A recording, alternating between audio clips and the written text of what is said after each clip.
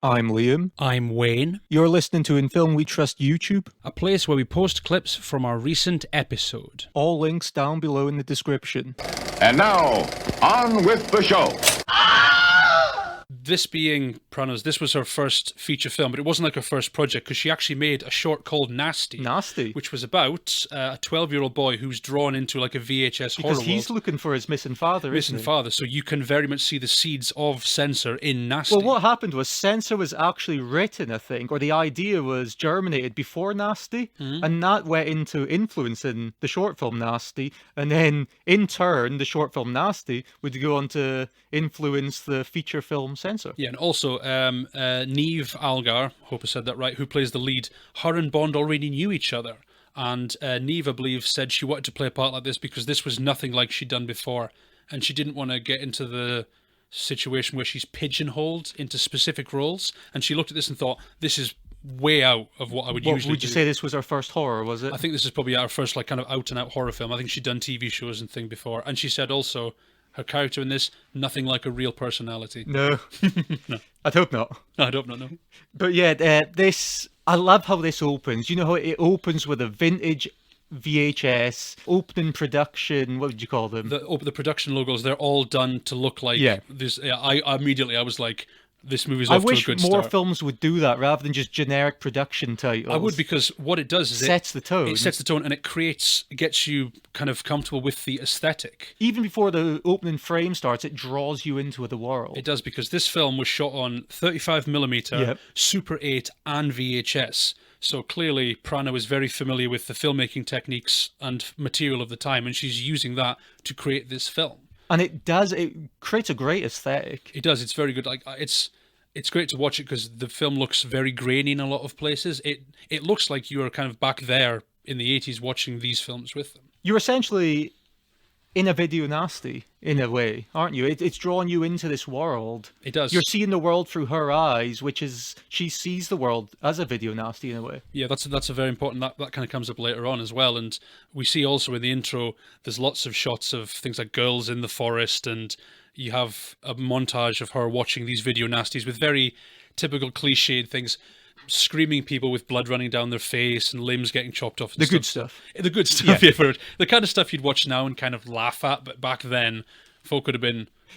Isn't it funny what is horrific decades prior is quaint now? It is stuff that's so bad then is you look at now and laugh. But again, that's another, I think, theme of this movie. Like back then, these were looked as horrific. We look back now and think, well, these movies are kind of silly, and the hysteria was even more ridiculous. Yeah, and it's funny, you know, 'cause the main character in this is Enid. Enid, yes. Enid, she's a strict, she's almost an authoritarian role, isn't she? She is very much, like, especially at the beginning, even her presentation, because she's dressed in very kind of bland clothing, she's dressed very monochromatically. Very modest. She doesn't show a lot, yes, very modestly dressed, not a lot of emotion.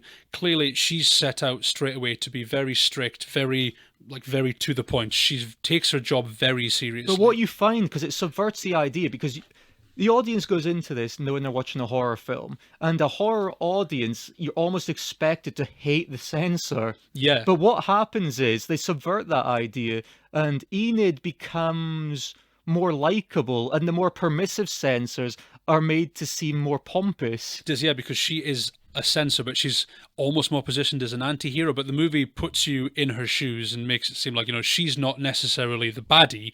This is just the job that she's been thinking to do. No, because you have the censor Sanderson, isn't it? Mm-hmm. And he's saying, "Oh well, I'll just let that pass." Yeah, and he's very nonchalant about things, and he comes across pompous arsehole, doesn't he? Pretty much. Even though you probably in another world are supposed to identify with him, because you see his idea that this isn't a big deal. These films. It's not. Like I don't think he could care less about this, but he's got this job to do, and he's just taking this very kind of holier than thou attitude towards it. So when they're watching this film at the start, Enid says, "We can't afford to make mistakes." Mm-hmm. And this is very much her. She's very protective. She thinks, because she's bought into this whole bigger society idea that what they pass or do not pass is going to have ramifications for society as a whole. So you would say, I got this impression that she sees this not so much as a job, more a moral duty.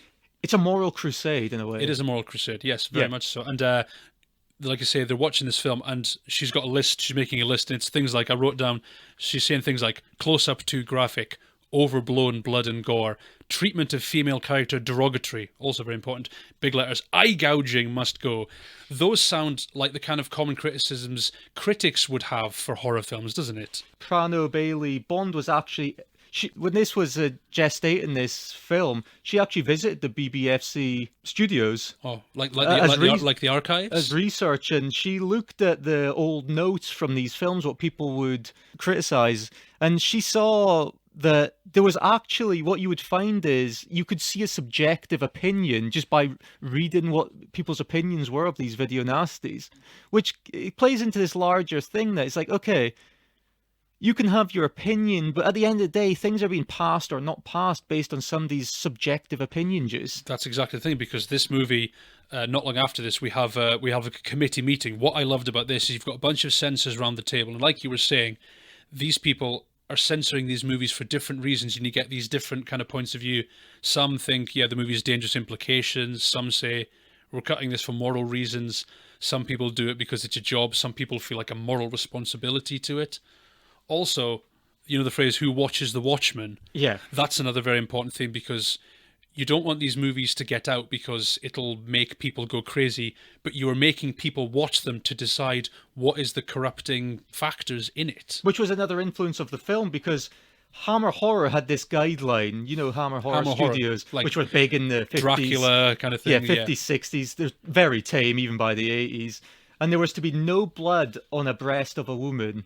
No, in any scene of theirs, because it could entice rape. And one of the themes of this, and one of the influences for Prano Bailey Bond was, well, there's most of this is male censors. It is very much. In fact, at one point, But Bond, her idea was, if they're male censors, well, they're watching the scenes because they're the ones cutting it. So isn't it going to entice them to commit rape? Yeah. Also, if they're watching this and it's violence against a woman, they might feel less inclined to cut it because it doesn't like bother them as much. Prano Bailey Bond said, horror films are so often about women, but historically, horror stories on film have rarely been told by women.